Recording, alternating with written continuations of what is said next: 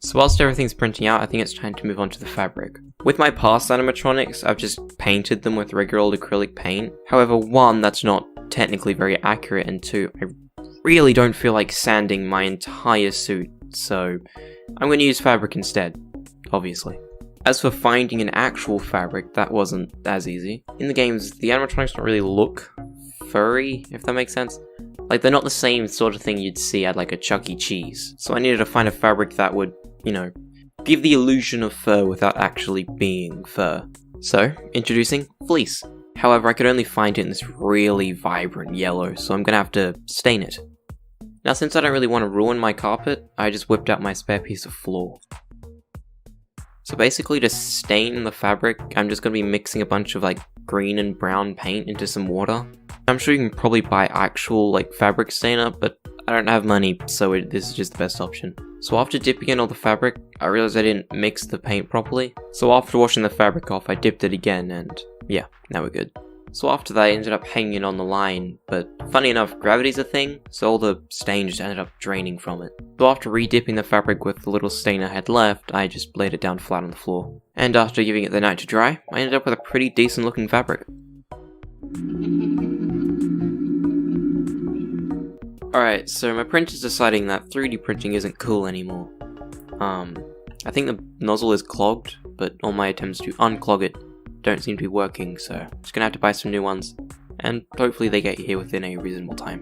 So originally I wanted to print everything out so that I could make a purple guy joke, but as we can probably tell, that's not gonna happen.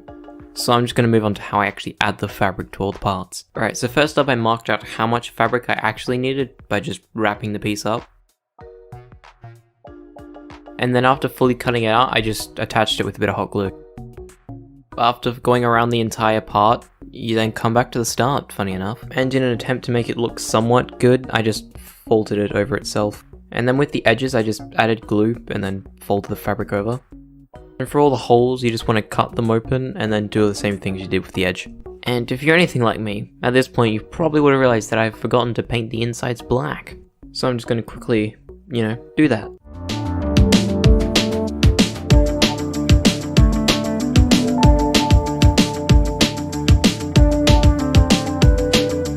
Alright, because the head was one of the parts I managed to get printed out, I'm also going to show you how I did that because it's a little bit different. Alright, so for the head, I started out by cutting out the ear holes. After that, I used some pins to start planning out where I wanted all the seams to go.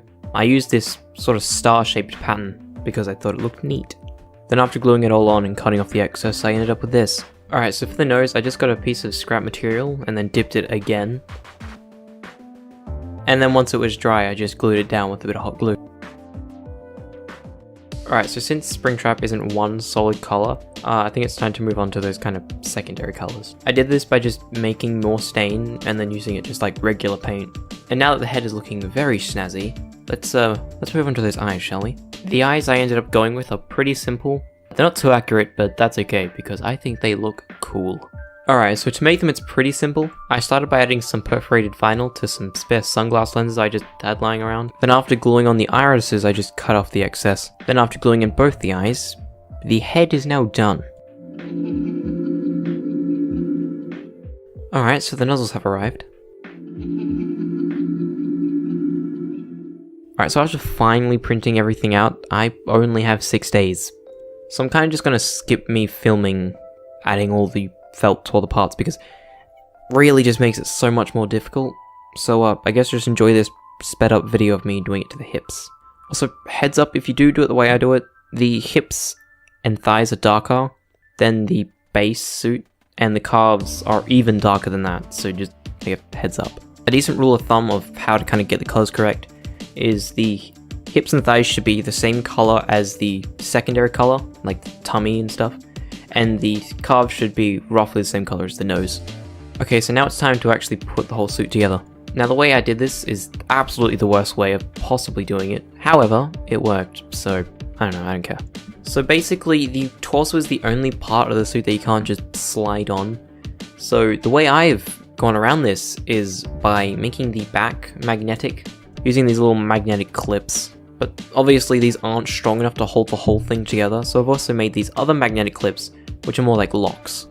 And to actually hold the body parts together, I've used just the absolute biggest brain move and just used elastic. So anyway, the suit's done now, so I guess enjoy me standing awkwardly whilst looking at the camera.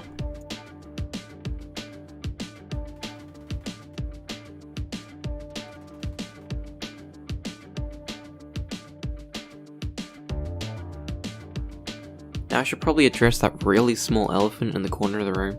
That being, of course, that my suit just doesn't have any feet. And the reason is because technically I'm not making Springtrap. The idea behind this suit was that I'm going to be making the kind of spring bunny suit you see at the end of FNAF 3. This means that I can just wear my purple guy suit underneath, so that when I get tired of not being able to move properly, I can just take it off and still be in costume. However, if you're lucky, I might make you some shoe covers, you know, so that you guys can actually have feet. Anyway, with that being said, I believe the suit is done.